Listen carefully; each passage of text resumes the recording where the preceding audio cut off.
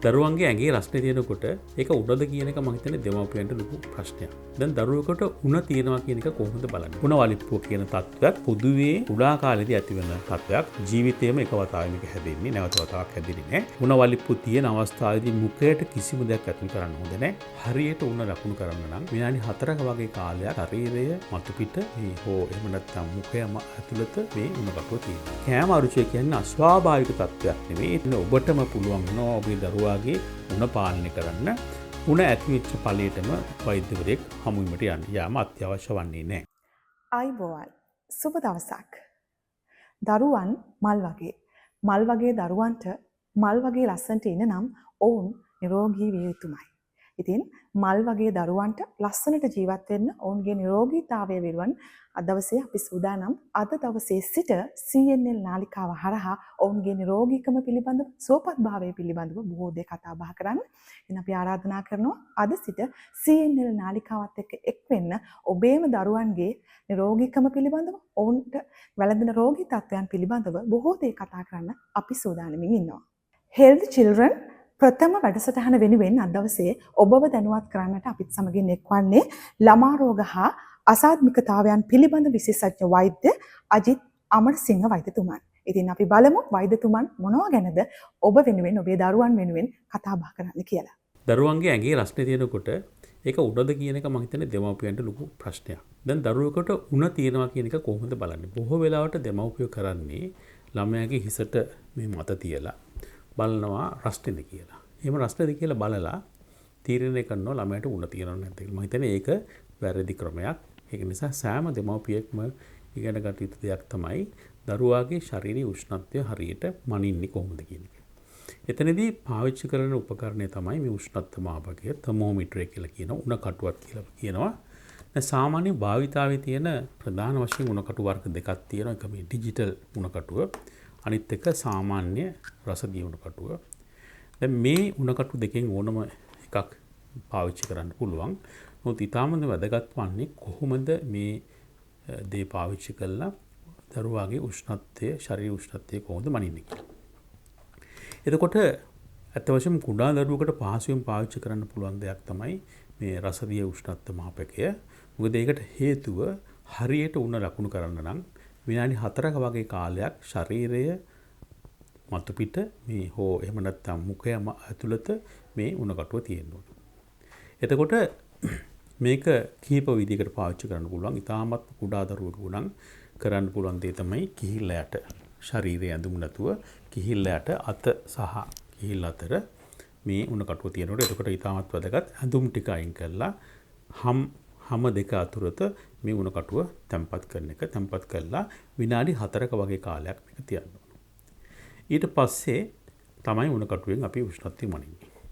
වැඩි හිටි ළමයෙකුට මම හිතන්නේ සාමාන්‍යයෙන් අවුරුදු 7-8 වඩා වයසට වැඩි ළමයෙකුට පුළුවන් මේ උෂ්ණත්ව මාපකය කට මුඛය ඇතුළත තැම්පත් කරලා විනාඩි 4ක් කට වහගෙන ඉන්න කියලා ඒ උෂ්ණත්ව මාපකයෙන් මනින්න පුළුවන්. දැන් ඉස්සර අර කුද මාර්ගයෙන් උෂ්ණත්වය මනින ක්‍රමයක් තිබුණා. නමුත් සාමාන්‍ය ඒක දැන් පාවිච්චි කරන ක්‍රමයක් නෙමෙයි. එතකොට මේ උෂ්ණත්වය පරීක්ෂා කළා ඊට පස්සේ මේ රසදිය මාපකයේ එහෙම නැත්නම් මේ ඩිජිටල් උෂ්ණත්ව මාපකයේ නම් වැදගත් වෙන දේ තමයි මේක ඕන් කළා ඊට පස්සේ මේ ශබ්දය එනකන් කාලයක් ශරීරයේ ඒ කියන තැන්වල කිහිල්ලයට ඉසෙත් නැත්නම් මුඛය තුල පවත්වාගෙන යන එක. එතකොට මෙතනදී දරුවන්ගේ ඇති වෙන ප්‍රශ්නයක් තමයි බොහෝ විට ඒගොල්ලෝ එක විදිහකට ඉන්නේ දඟලනවා. ඒ වගේ අවස්ථාවලදී ඩිජිටල් උෂ්ණත්ව මාපකයේ ඒ කියවීම වර්ධින්න පුළුවන්. නමුත් මේ දෙවිදියේ මොකක් හරි විදියකින් ශරීර උෂ්ණත්වය මනගන්න පුළුවන්කම තියෙන්න ඕනේ. ඊට පස්සේ රසදිය උෂ්ණත්ව මාපකයම රසදිය කඳ තියෙන තැන කියවාගෙන ඕ එසේ නැත්නම් මේ ඩිජිටල් උෂ්ණත්ව මාපකයේ ඒ අංකය කියවාගෙන තමයි උෂ්ණත්වය තියෙන්නේ කොහොමද කියලා බලන්නේ. ඒතර සාමාන්‍යයෙන් 37.5කට වගේ වැඩි ප්‍රමාණයක් නම් සෙන්ටිග්‍රේඩ් වලින් එහෙම නැත්නම් ෆැරන්හයිට් වලින් 99.5කට වඩා ප්‍රමාණයක් නම් ළමයට උණ තියෙනවා කියලා කියන්න පුළුවන්. දරුවෙකුට උණ තියෙනවා කියන එක බිය යුතු කාරණාවක් නෙවෙයි. ශරීර උෂ්ණත්වයේ විවිධ හේතු නිසා වැඩි වෙනවා. මේකෙන් ප්‍රධානම හේතුවක් තමයි වෛරස් ආසාදන. වෛරස් ආසාදන වලින් බහුතරයක් මම හිතන්නේ බිය නොවිය යුතු ආකාරය ආසාදන. එතකොට මේ වගේ අවස්ථාවකදී කළ යුතු දේ තමයි සාමාන්‍ය ශරීර උෂ්ණත්වයක් තියෙනකොට පැරසිටමෝල් කියන ඖෂධය දෙන එක. එතකොට කුඩා ළමයෙකුට මේක දියරයක් හැටියට දෙනවා. එසේත් නැත්නම් වැඩි මහල් ළමයෙකුට පෙති බොන්න පුළුවන් ළමයෙකුට පෙති වලින් දෙන්න පුළුවන්. එතකොට මේ පැරසිටමෝල් ඖෂධය දෙනකොට ඉතාමත් වැදගත් දෙයක් තමයි දරුවාගේ බරට, එසේත් නැත්නම් වයසට අදාළ ප්‍රමාණයට මේ දියරය හෝ පෙත්ත ලබා දීම. ඒ පැරසිටමෝල් ඖෂධය වැඩිපුර ලබා දීම සුදුසු වන්නේ නැහැ. ඒ වගේම කොතරම් උෂ්ණත්වයක් තිබුණත් ශරීර උෂ්ණත්වය කොතරම් වැඩිවත් පැය 6කට වඩා අඩු පරාසයක් ඇතුළත මේ පැරසිටමෝල් දෙන එක සුදුසු වන්නේ නැහැ. මොකද පැරසිටමෝල් කියන්නේ ඖෂධයක් වැඩි මාත්‍රාවක් තුළ ශරීරයේ විවිධ ආකාරයේ හානි සිදු වෙන්න පුළුවන්. විශේෂයෙන්ම අක්මා වගේ තැන්වල හානි සිදු වෙන්න පුළුවන්. අධි මාත්‍රාවක් එසේත් නැත්නම් ඊටමත් කෙටි කාලයක් තුළ මේ පැරසිටමෝල් ඖෂධය ලබා දෙන්න. ප්‍රධානම දේ තමයි මේ පැරසිටමෝල් ඖෂධය ලබා දීම. ඊට අමතරව කරන්න ඕන දෙයක් තමයි ඒ ළමයා ඉන්න ස්ථානයේ වාතාශ්‍රය හොඳින් ඇති කිරීම. මේකත් මම හිතන්නේ දෙමාපියන් බොහෝ දුරට කරන්නේ නැති දෙයක්. ළමයෙකුට උණ හැදුනම කරන්නේ වාතාශ්‍රය අඩු කරන එක. ජනෙල් වහනවා, දොරවල් වහනවා, ළමයා පුළුවන් තරම් පොරවන ඒක සුදුසු නෑ. විශේෂයෙන්ම ලංකාව වගේ උෂ්ණත්වය වැඩි රටක ළමයන්ට සිසිල් සුළඟක් හැමන්න පුළුවන් විදිහේ වාතාශ්‍රයක් ලබා දෙන්න. ඒ සඳහා ජනෙල් විවෘත කරන්න ඕන.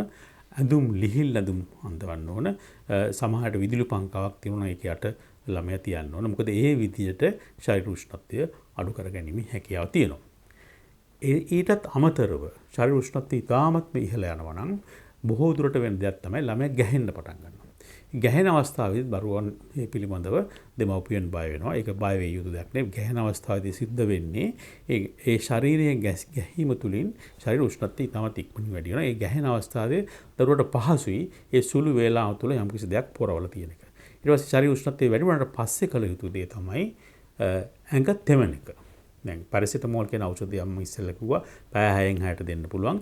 ඒ පැය 6න් 6ට දෙන්න පුළුවන් කාලයට වඩා අඩු කාලයක් තුළ ශරීර උෂ්ණත්වය වෙනොත් ඊළඟට කරන්න පුළුවන් දේ තමයි ශරීරය තෙමීම. ඒතකොට ශරීරය තෙමීමේදී ළමයා පුළුවන් තරම් විවෘත කළා ශරීරයේ තියෙන ඇඳුම් පුළුවන් තරම් අයින් කළා ශරීර උෂ්ණත්වයට ආසන්න ජලයෙන් තමයි ළමයා තෙමන්න ඕන. ඒතකොට මේක සිසිල් වතුර එසෙත් නැත්නම් මේ අයිස් වතුර එහෙම නැත්නම් ඊටමත් රස්නි වතුරෙන් නෙවෙයි ඇල්මැරිච්ච වතුර ටැප් වතුර උනත් මේකට සුදුසු වෙනවා. ශරීරයේ සේරම ගාලා ඊට පස්සේ පවන් සලන්න. ඒතර පවන් සැලීම තුලින් ඒ ශරීර උඩ තියෙන ඒ ජලය වාෂ්ප වෙනවා.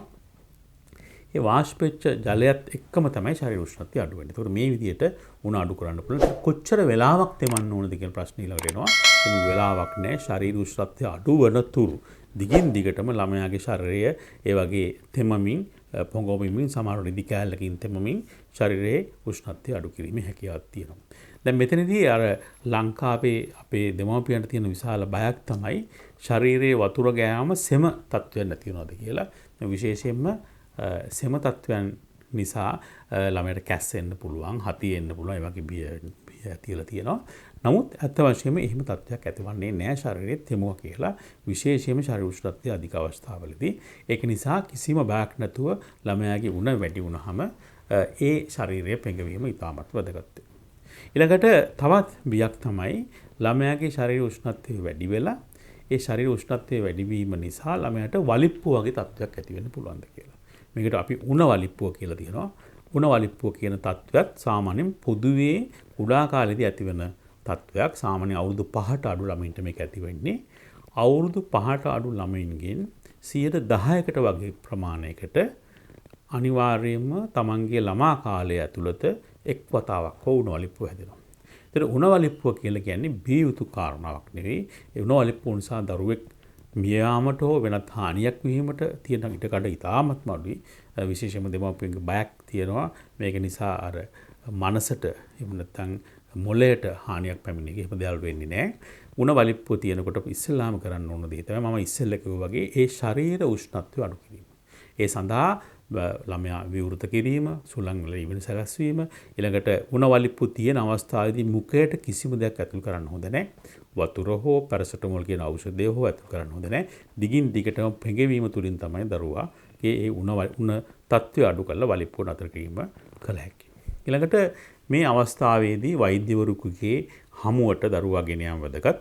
එතකොට එහිදී ඒ වෛද්‍යරයා විසින් තීරණය කරනවා ඒ අවස්ථාවේදී යම්කිසි ආකාරයක ඖෂධයක් ලබා දිය යුතුද කියලා. මේ ඖෂධ විවිධ ආකාරයෙන් තියෙනවා. සමහරට බුද්ධ මාර්ගයෙන් ඇතුල් කරන ඖෂධ තියෙනවා. නැත්නම් එන්නත් ආකාරයෙන් දෙන ඖෂධ තියෙනවා. මේ වගේ ඖෂධ ලබා දීම තුළින් උණ වලිප්පුව කියන தත්ත්වය මගහරවා ගැනීමට පුළුවන්.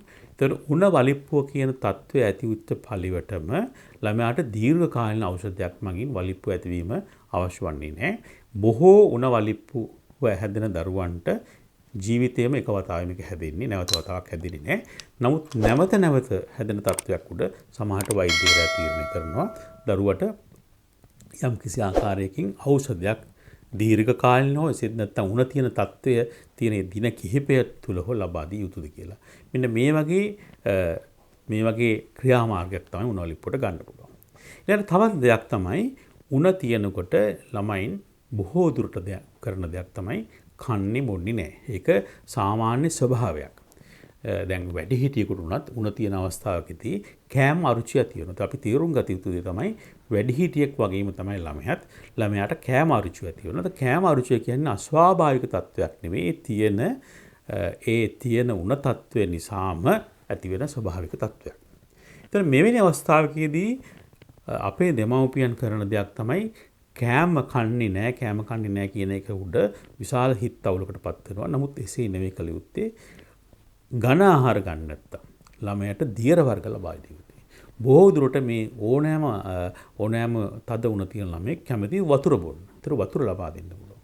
ඊළඟට ඊට අමතරව තියෙනවා ඔය ජීවනයේ වගේ ඖෂධ, ඒ කියන්නේ දියර වර්ග ලබා දෙන්න පුළුවන්. වෙන පළතුරු විෂ, එසේ නැත්තම් කිරි, ඒ වගේ විවිධ දියර වර්ග ළමයට සුප්, කැඳ ඒ වගේ දියර වර්ග ලබා දෙන්න පුළුවන්.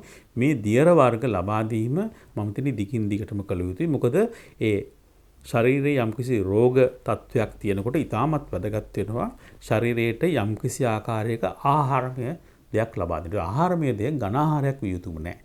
බත් හෝ එසේ නැත්නම් පාන් හෝ එළවලු හෝ මාළු ඒ වගේ දෙයක් කන්න අත්‍යවශ්‍ය නැහැ.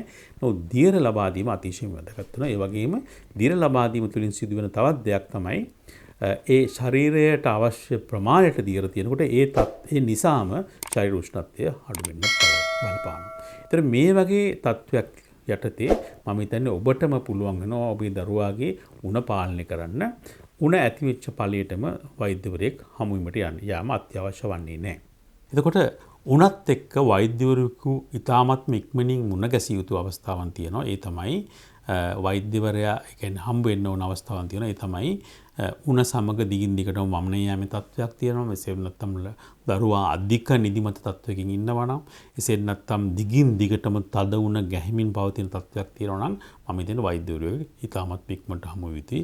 එසේ නැතුව සාමාන්‍ය උණක් තියෙනවා නම් වෛද්‍යවරයෙකු ඉතාමත් ඉක්මනින් හමු වීමේ අවශ්‍යතාවයක් වන්නේ නැහැ. බොහෝ දුරට වෛරස් ආසාදන පැය 48ක් ඇතුළත උණ අඩු වෙලා නැති වෙලා යනවා.